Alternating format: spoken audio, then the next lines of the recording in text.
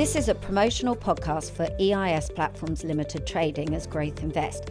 Any comments made or opinions expressed in this podcast should not be construed as investment advice or a financial promotion. Startups and early stage businesses are high-risk investments and you are unlikely to be protected if something goes wrong. Don't invest unless you are prepared to lose all your money. Hello and welcome to Alternative Thinking, the podcast with Melissa Griffiths and me, Steve Dobson. This is the podcast that will take a deeper dive into the alternatives marketplace and exploring topical issues. Today, we've got our regular guest, Paul Mattick from Mercia and the Northern VCTs. Hey. And we've also got back with us Nick Priest from Downing. Thanks for having me back. Welcome back, both. Welcome back. So we thought today we'd look at the season to date and then obviously discuss a lot that's going on in the tax efficient marketplace sort of going forward. To start off with, I think we'll kick off with VCTs. We had the AIC, which announced last week that VCTs had raised £895 million. Pretty good. Surprisingly good from my perspective. Yeah. Yes, I think you were going a bit lower in previous I was ones. aiming Well, more we were going lower too, 700 actually, Yeah. but because obviously there's absence of the biggest VCT in the market this year, so Octopus Titan was out of the market due to the strategic review, but and they raised 200 million per year, but them being out, still actually up year on year, and it's the third highest year ever, so which I would say shows the VCTs in pretty rude health. And I think it's almost 500 million went back in dividends this year, which is showing the liquidity side of the VCTs as well. So, but overall, there's lots of strong offers out there across Albi and British smaller companies, and of course Northern VCTs. Yeah. And all of you were fundraising more this year, weren't you, and successfully than I think previous years? I think, yeah. Well, we had a smaller offer this year on Northern, but there were some large offers out there from the various other VCT managers. But I also think it's noticeable that some of the smaller offers, the newer managers, are doing quite well, and I think that's partly as a result of Hargreaves Lansdown coming back into the markets. And I think, it's quite hard to put your finger straight on the reasons why the VCT was bigger this year than the previous year, because that's almost against the market trend, I would say. Yep. Kind of the post-COVID period when it was really busy, post-COVID, 23, 24, or 22, 23. There was over $1 billion raised in VCT, and the IS markets were doing well, and the private markets were very buoyant. And since then, it's been quite a come off across the VC markets and EIS market, but not the VCT, which does seem a little bit surprising. But I think it's partly because the VCTs are more well recognised and becoming more and more mainstream via platforms such as Growth Invest. Yes. And I think they're being more accessible, and say the brokers, Hargreaves Lansdown and others, are coming back into the market, which is making it easier to access. And I think VCTs are kind of an initial way into the alternatives markets. There is liquidity there, which is one of the things that alternatives don't normally provide. Yeah. Normally, you put it in there, you've got to wait for quite a while before getting it out, and BR is slightly different, which I'll talk about later on.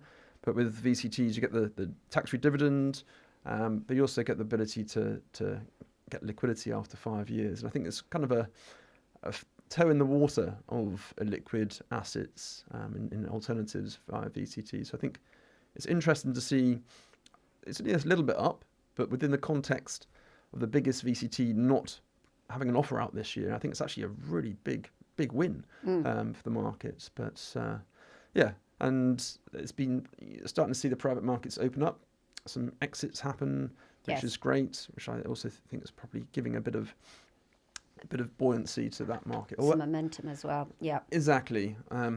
I'm sure we'll come on to it, but I'm not sure Trump really helped the fundraising across the market at the end of the tax year. But overall, it's a really good result. And I said last time 2 billion VCT is going to happen, and I think this is a really good sign. Yeah, I mean, we found that, didn't we, Steve, with the platform? I mean, we feel that it's very encouraging. We see it as a bit of an alternative to a pension now. Mm-hmm. People coming in, like you say, doing the 5 years, then being able to sell back into buybacks, come back in again. and go across a diversified portfolio. I think that's one thing that's really great now. And as you said, Titan used to take up quite a majority of the fundraisers, and now it's going Not across. majority, but it was a No, good. I but, think Octopus as a whole was around about 20%. So Titan Yes. itself was I a think it's more decent than number. that. Yeah. So I think 21, 22, I think it was over 200 million. Yeah, of Into the- Titan out of the billion, or Yeah. 1.1 billion. So yeah, it's a big chunk just in Titan. Yeah. So with that being out of the market, yeah, I think it's a stellar year on the back of that. Anything within the VCT? So if we break it down, thinking about the platform, what did we see? AIM took longer to fill the VCTs there, so Yes, some of the slower. managers on AIM were definitely slower in terms of the raise. Did you see anything different across the market? Obviously, you're focused more on the northern, but anything that caught your eye? Well, the obvious thing is how there was a big uptake before the budget. So budget at the end of September. That was in September. October, yeah. Well, I was just trying to remember. It seems like ages ago now. It is ages Yeah, ago. it's autumn. It's A autumn. lot's happened. But there's big offers going out before the budget and getting filled quickly, Yeah. which we haven't really seen that. So I think there was probably pulled the VCT season earlier. And I think actually through February, March, actually March was quite good in the end, but January, February wasn't as strong as... That seems to work in the VCT market. I don't. When the patient capital review came out, that happened then as well. Didn't everybody loaded into VCTs before? I seem to remember that. And now Northern were out at the time as well, weren't they? And Yep. that was the thing where people thought, well, legislation changes won't be retrospective, so let's get the money in the door. Yeah. And Well, that happened bets. last season, the 24-25 year as well, but in a different way, because the budget, there was lots of conversations about increasing capital gains, and so people were selling companies before the budget came in. And so we saw from corporate finance there was a lot of exits happening in the run up to the budget. And in retrospect, it was the right thing to do for many of them if they were in the process anyway, because there was an extra 4% or something on the CGT rates. But we kind of thought that would have stimulate the EIS markets. We'll talk about later on, but that didn't seem to happen. Whereas the VCT, it was really buoyant, so you bought it earlier, and there was also a big uptake at the end of March as well. Yes, it rallied, didn't it, in the last? do you see a lot of people reinvesting those dividends? You said 500 million of dividends. Is the tendency now to reinvest dividends, or do people take them and spend them? And just in context, what's the AUM across the VCTs? Is it around 6 and a bit billion? Does that sound about right? I think it's a bit more than that. Bit more. But I think I'm not sure I actually have the fully AIC numbers, but it's quite hard to actually define. Yeah, because obviously the NAV changes. Yeah. But so I think it was 460 million went back in dividends, and some will be reinvested and some will be paid out. I think I've got the number here, just to interrupt. It is 6.5 billion. Market as a whole. Yeah, that's according to the VCT Association, the AUM in VCTs now stands at 6.5 Well, that suggests billion. most people take out money and don't reinvest it, doesn't it? Well, I think that's probably the easiest thing to do, especially if you're thinking about recycling. As I know that the Growth Invest platform provides that service, because you can't really do that simply if you're reinvesting dividend proceeds, because it complicates which shares you can sell and rebuy. Sure. So I think most people take cash and cash dividends, especially if you think about it, it's tax-free dividend. And you get the 30% discount, you get the initial income tax relief, so kind of a 5% dividend from a VCT. It's kind of equivalent to 11% open market dividend. So if you think about the income tax relief and the income tax-free dividends. So it's really quite an attractive strategy as you mentioned, like I don't say a pension alternative, a supplement to your income as you're retiring. Yeah, and that's sort of what led me to ask the question, because obviously we've got pension changes on the horizon. With the consultation is closed and we're waiting for the outcome of that. But in terms of what it looks like in the future, I would imagine more people will be using their pensions to draw income from, and VCT has obviously been a thing that people have used as either an alternative or a supplement to retirement income. I'd suspect that then I reckon a lot more people will start to reinvest their dividends, put them back into VCTs, either the offer they've come out of or not, rather than using it as an income stream, and use a pension more for an income stream. I suspect that we'll see a lot more VCT dividends go back into the market. Should hopefully make it grow. Yes, well, I mean, I think that does lead us on to where we see the markets going. I mean, obviously for you, Nick, IHT has been a huge area. That's all I ever think about. Well, exactly. I know. I can tell it's on your mind regularly. But there's a huge amount of change, isn't there? And I think all of us were discussing prior to this how a lot of advisors are coming in to work out what to do next in planning for IHT.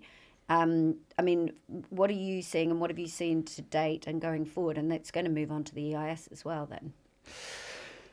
Well, I mean, the IHT side of things is I think the market's in a bit of flux at the moment because we're in a tricky situation that we've got this kind of deadline day of April 2026, and there's a bunch of things that we don't quite know yet.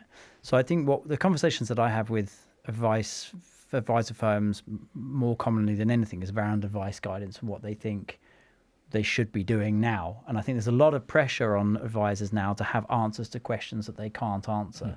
More so, I think, than there has been in for as long as I can remember, really.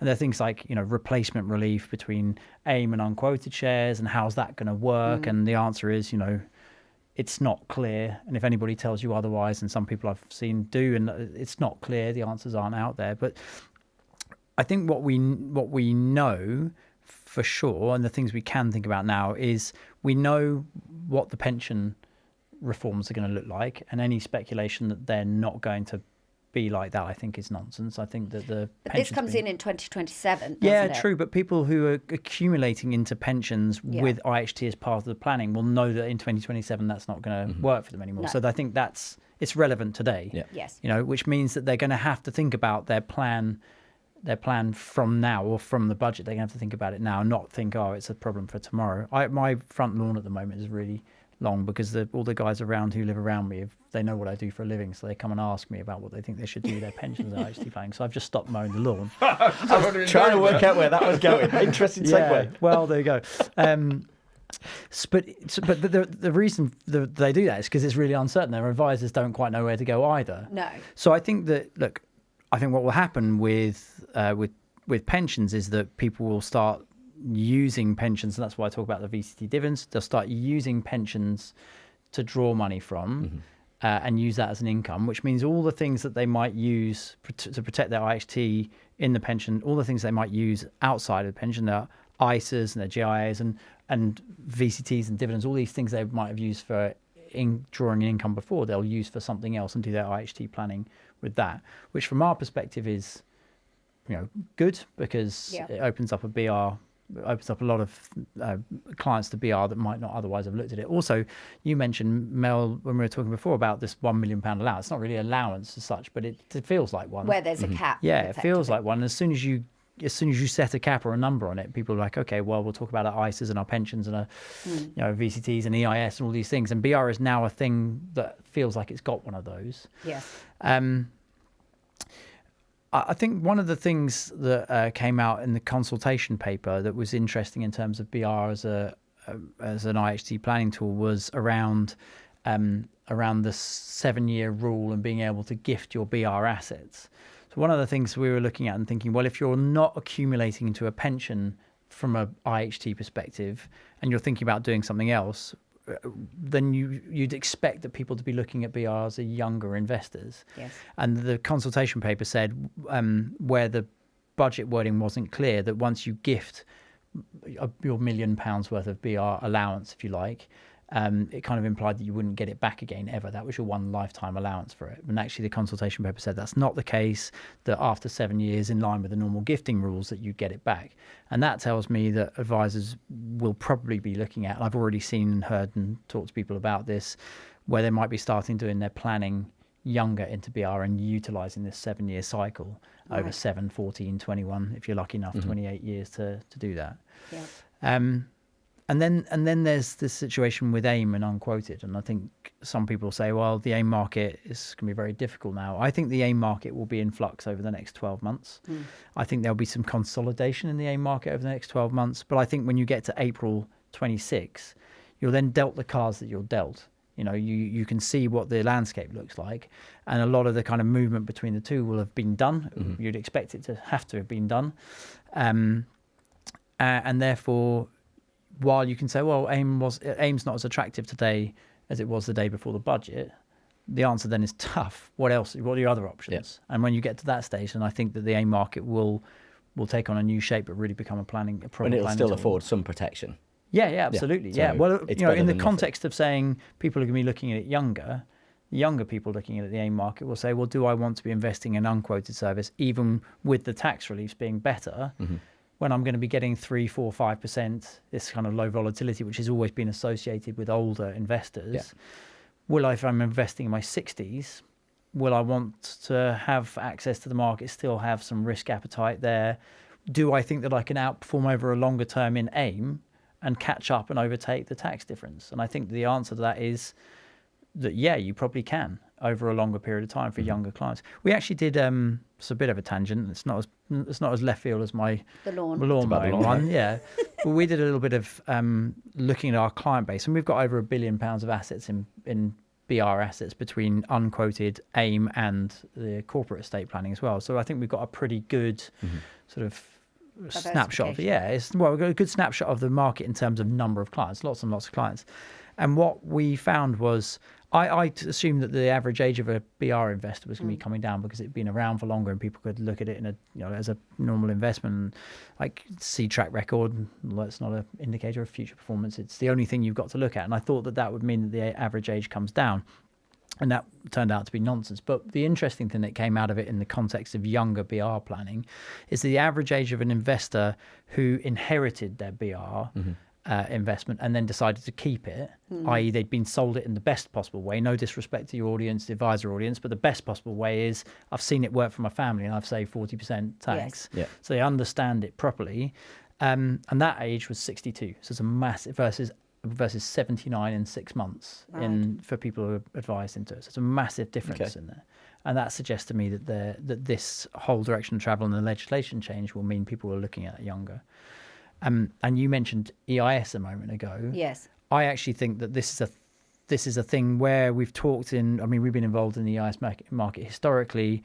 Paul obviously is involved in it now. I actually think that as you bring this sort of BR thought process and conversation down younger, I actually think that's where they start to touch EIS for clients coming up and investing younger in that.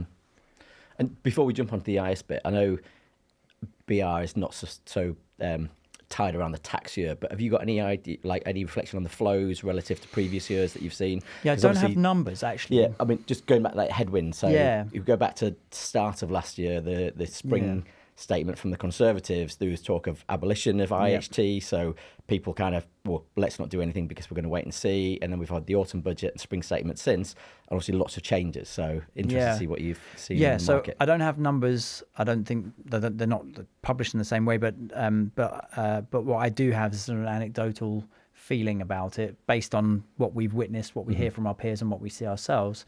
And when we did this podcast before, the last time I was on it, we were talking about flows being down. A lot of people sat on their hands because you don't know if BR had been abolished at the budget, for example. Does that mean you'd have liquidity issues? So people were sitting on their hands and waiting. Some people decided that they needed to get in case it was sort of not backward looking but forward looking. So people had different views on it.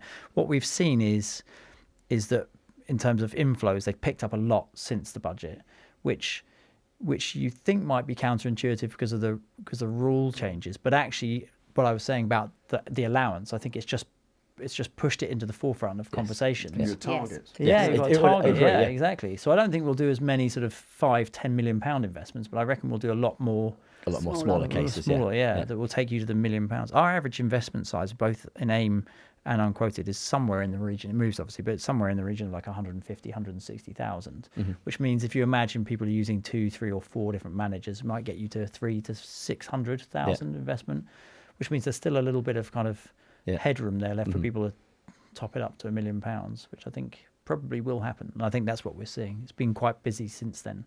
And same with AIM and unlisted? AIM is much more difficult and more nuanced because AIM, you're at this stage now where if you think about the average investment age, I was saying, is 79 in 6 months. It's not actually that different in our AIM portfolio versus our unquoted. And I would think if you're looking at that, then for elderly clients, you've got this difficult situation that the government have created where by bringing AIM, changing the rules around AIM, is that in April 26, or now, between now and April 26, it's not saying that people should move out of AIM. Not necessarily they should do that at all. It just means that the conditions under which they invested in the first place have changed. Yeah. So what they should do is they should have a look at it and say, does this still work for me? Mm-hmm. And if you're 79 years old and maybe not in the best health, maybe they don't work for you anymore. But if you're 70 years old and in good health, then maybe they definitely do. So I don't think it's as simple as just saying, well, you should do this rather than that. But that's why it's very much horses for courses with this. But in AIM, as a result of that, what you probably see, well, what we are seeing is more outflows in AIM rather than inflows into it, and more inflows into the unquoted service as a result. Interesting. Yeah. And that's to do with sort of risk appetite. Yeah, really. It's just, And what about AIM IHT ISAs? Because that is an area where there potentially is a bit more growth for AIM. Well, this is going back to what I was saying before, when you're looking at then when the dust settles, what will you be doing with non-pension assets? And you're starting to think about IHT. And ISAs are an obvious place. We do a lot of ISA investment, ISA transfers anyway, and I think we'll do even more. Yes. Because this is the exact audience that should be thinking about this. These are people who have saved up money, and all they've cared about, a big part of what they've cared about by doing it in their ISA is tax efficiency. Yes. And as they get older, it's no longer tax efficient. If they're not drawing down from those pots anymore, and therefore they start to think about IHT again, well, then that makes perfect sense for them to be thinking about that. And obviously you can hold AIM shares and the only thing in terms of the AIM market that is sort of a wait and see surprise is around whether AIM shares will be able to be held within a pension and get the look through for BR. I'm not suggesting that if that is the case, or by the way, I think that's pretty unlikely, but it's sort of a kind of fingers crossed, let's hope it happens. But if you structurally there are problems with that, because obviously the pension is held through a trustee, and therefore do you get the look through, the business relief look through? And the answer is no at the moment. But if you did, then would that be something that a lot of people would use to sort of mitigate a bit of IHT in their pension funds? The answer is, yes, they almost certainly would. Do I think £3.5 trillion worth of pension money is going to flow into the AIM market? No, I don't, because it doesn't really make much sense. But there might be a little portion of that, and that would be good. It would be a positive, wouldn't it, if there was that look through? Yeah, and they have to think about these things, because the AIM market having this sort of April 26, you could do some mischief to the AIM market with that. And the AIM market has raised a lot of money. I was reading the other day, it's raised 54% of all of European growth capital, listed European growth capital, since it was launched in 1995. It's crazy. Helped 4,000 companies raise capital. It's a massive growth market, and you've got to be mindful of that. Yeah. So I think they do need to think about what they're going to do with that, because that cliff edge does mean that people have to think about whether it's appropriate. I think it will be for a lot of people, and I think when we're talking about younger clients in April 26, they're dealt the cards that they've got. It's not the same as yesterday before the budget. So you can stop worrying about that. You just have to deal with what you've got in front of you, and then it'll be a really good planning tool again. But in this next year, I think we'll see quite a lot of movement away and into unquoted. And I think there's going to be more people having to look at it from the planning perspective, not just the AIM, the whole BR, because I think it was in the Sunday Times yesterday, there was an article and it referenced that currently it's like 1 in 20 families where inheritance tax is an issue. By 2030, that's going to come down to 1 in 10. So that's a significant change. Well, yeah, but that 2030 date is obviously relevant because of the other things that happened in the budget, and that they extended the freeze on the nil rate bands to 2030. So the Bank of England has this helpful inflation calculator, but they don't allow you to look forward for expected inflation. But I think it's been frozen since 2009, and today's I think RPI value would be 509,000. So that's the sort of fiscal drag that pulls people in. And that's versus the 375 that it is today. 325, 325, sorry. So 309 is where it should be had it increased with RPI. And so, we're another 5 years away from that. And we've had quite a lot of inflation in recent times. And who's to know whether Donald's tactics over in the States will not lead to more inflation. So you could reasonably expect. We could do a whole show on Donald. On Donald, yeah. Yeah, I won't go there then. No, it's not. But let's say, I don't know, 600,000. That's sort of borderline double, which means you're obviously going to drag more people into. Well, it's also the fiscal drag on income tax as well. Yeah. So IHT and income tax is just everything seems to get more expensive all the time. I do wondered whether Labour is finished with the changes to the tax environment, if there's going to be further changes in the rest of their term. Hopefully got some stability now, because I think we're doing all this thinking and planning and changing advice frameworks, and then it could iterate again. Yeah. I think it's... Do you think it's going to be static now?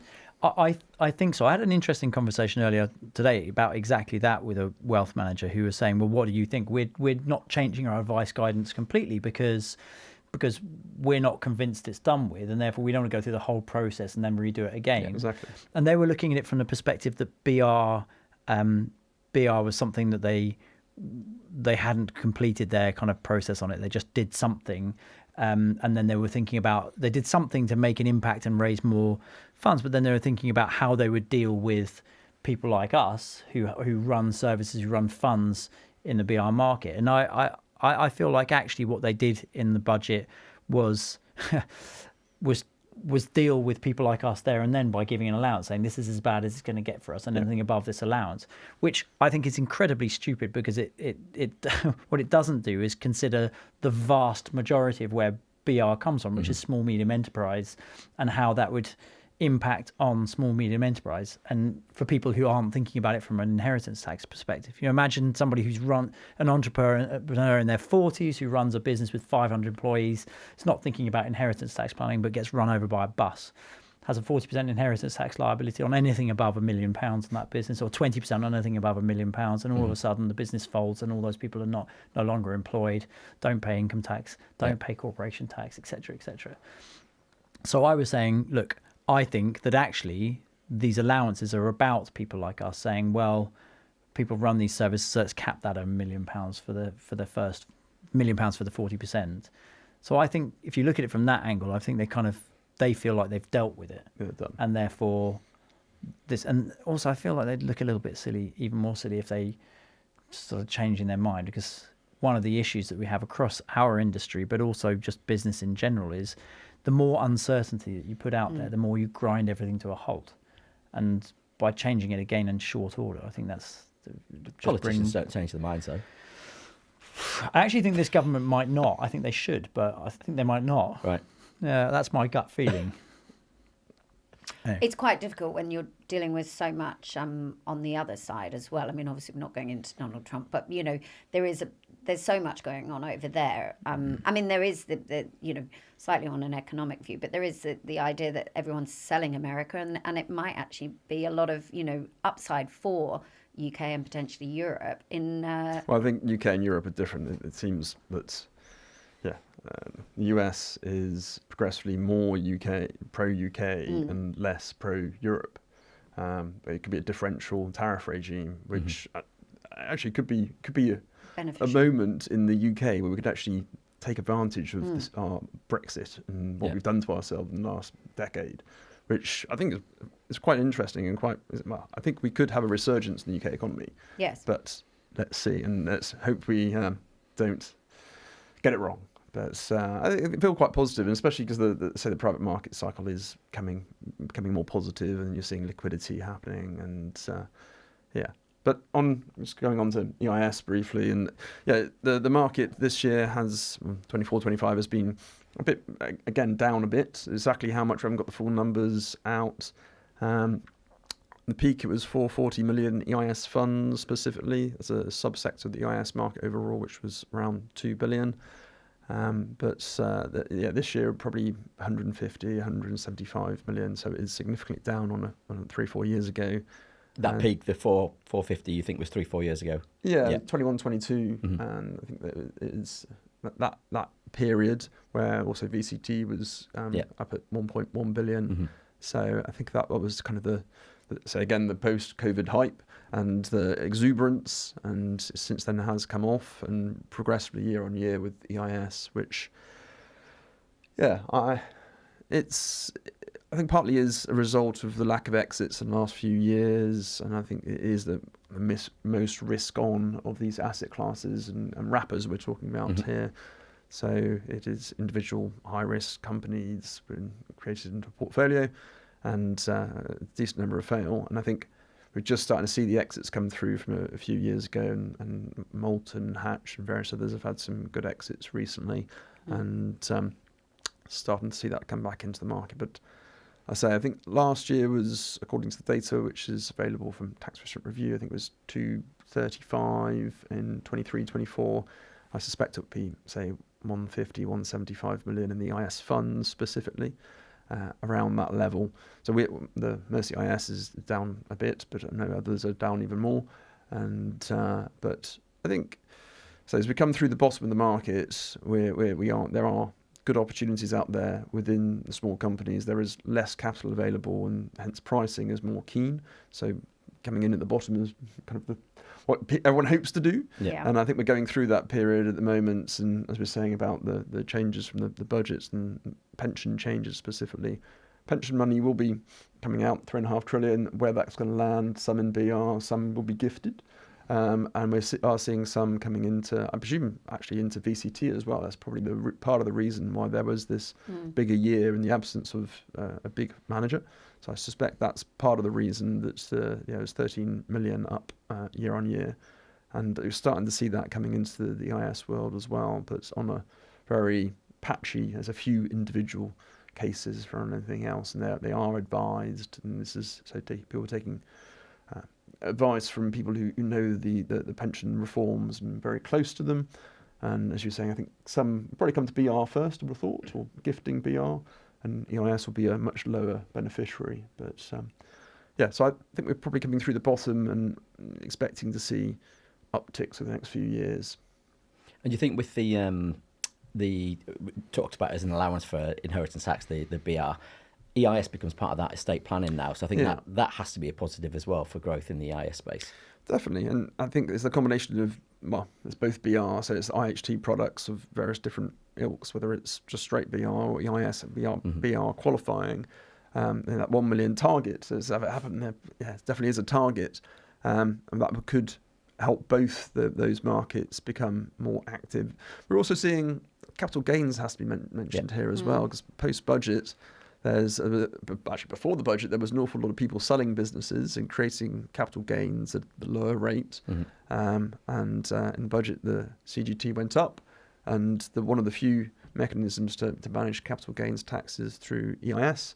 So we would expect that to be a driver as well. But as we're saying, that £1 million BR is it's going to be quite a challenge to manage, actually allocating which assets qualify for BR across different asset classes, EIS, BR, other unquoted. You almost need a platform, don't you? You do, almost, yeah. I thought do you know one? But you made a very valid point as well before, when EIS becomes part of that, a very valid point. The valuation piece.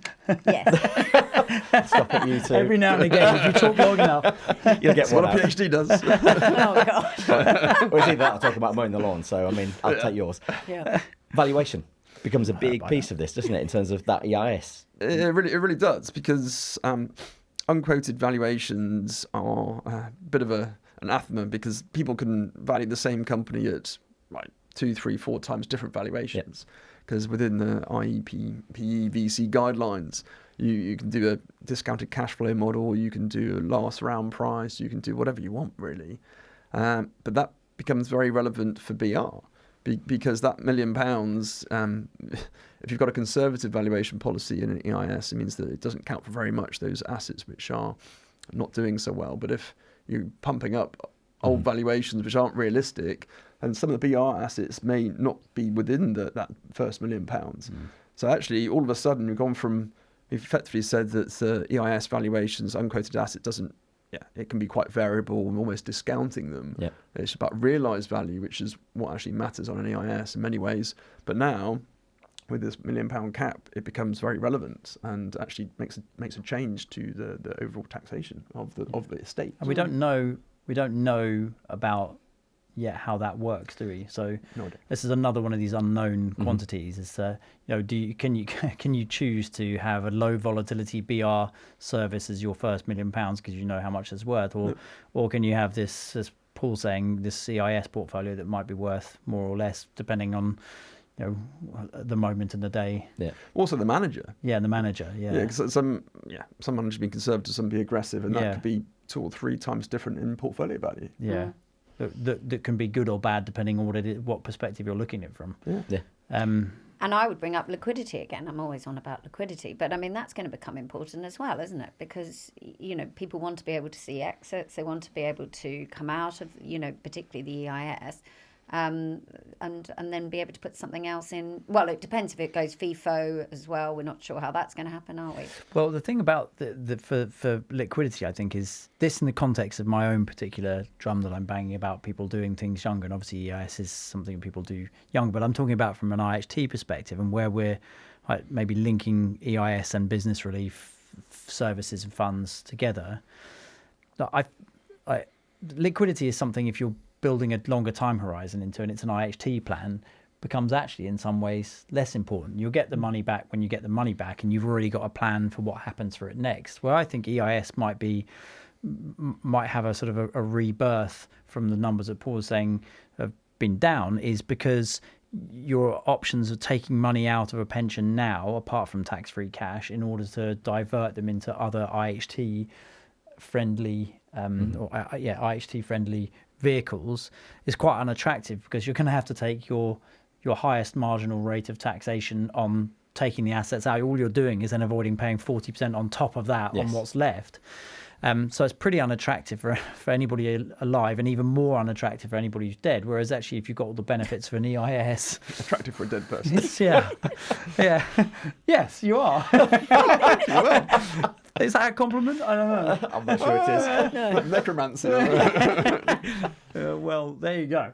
Let's take it as a compliment. But you are attractive for dead people, but also attractive for living people who are trying to get money out of a pension, do something from an IHT perspective with them, because this is the only way, really, you can think of both at the same time and sort of mitigate the tax that you're paying to get it out, and then thinking about mitigating the tax that you're paying on debt. You can just see a situation where it comes out of the pension, goes into EIS, then the exits go into BR. Exactly. Quite simply, and I don't Yeah. want to. That's not a bit of advice, No. but But it might be a bit of advice you guys out there in the audience might give one day. Who knows? yeah, but But there's so much to talk about in that space. I think there's and it's for wealth managers, advisors now. Real value can be added. I know there's a lot of uncertainty still, but it should be having those discussions. Yeah.